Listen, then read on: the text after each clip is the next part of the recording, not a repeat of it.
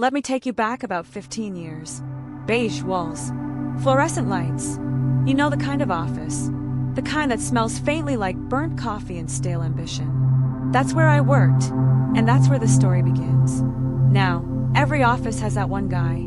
The self-important, territorial, condescending guy who thinks the world spins on his keyboard shortcuts.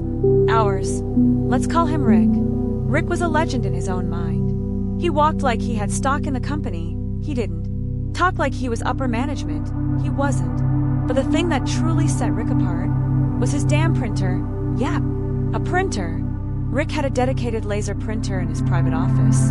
Essential for his work, he claimed. This was odd because we already had two printers. One decent laser model on the far end of the floor, and another inkjet that jammed more than it printed. The rest of us had to use those, while Rick's shiny printer sat just steps from his desk, humming contentedly like a pet he fed daily. And heaven forbid anyone accidentally send a job to Rick's precious machine. Who printed this?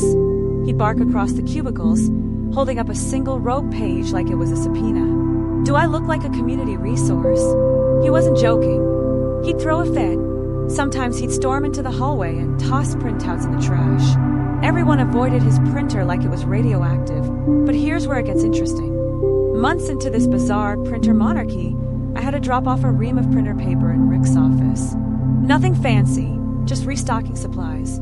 I walked in while he was in a meeting and figured I'd drop the paper on the side table next to his machine. And that's when I saw it.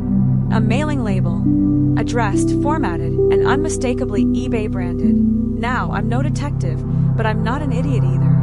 I picked it up and gave it a quick glance. The pieces clicked. Rick wasn't just using this printer for work. He was moonlighting, selling stuff on eBay. That explained everything. The laser printer, the territorial behavior, the urgency whenever it jammed. Rick was running a side hustle on company property during work hours, using our supplies. And that, my friends, is when the seed of petty revenge was planted. Soft plotting music begins to build.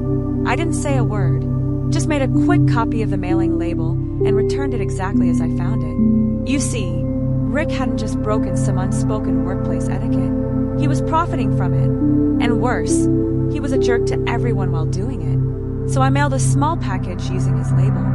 Nothing valuable, just a box of office pens. Real anonymous, totally legal. But here's the twist. When he used the same label later that day, the shipping system flagged it as a duplicate, which meant the package bounced back to him. He'd have to pay for another label, ship it again, and it would arrive late. That meant unhappy buyers, bad feedback, and eBay penalties that I was back in the office before his meeting even ended.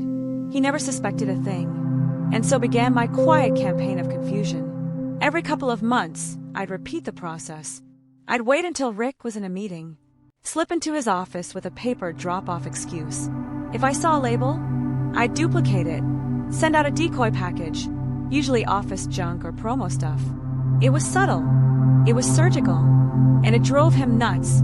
Packages returned. Buyers complained. Shipping times lagged. Rick started pacing around the break room, muttering about postal incompetence and lost packages. But of course, he couldn't say anything to management, because that would mean admitting he was using office equipment, supplies, and time to run his personal eBay store. Checkmate.it wasn't just about revenge. It was about balance. About reminding someone who thought he was untouchable that no one's above decency or the rules. By the fourth package, I swear he started hiding his labels or printing at weird times, but he never confronted anyone. His behavior in the office mellowed slightly too. Less bark, less entitlement. Maybe he thought the universe was messing with him. In a way, it was. Through me that I've moved on since then. Different company, different city. Rick's just a footnote in my career. But sometimes, just sometimes, when I hear the low hum of a laser printer or see a smug coworker bend the rules with a smirk, I remember what a few sheets of paper, a copier, and some well-timed pettiness can do. And I smile, because not all heroes wear capes. Some just carry a box of pens.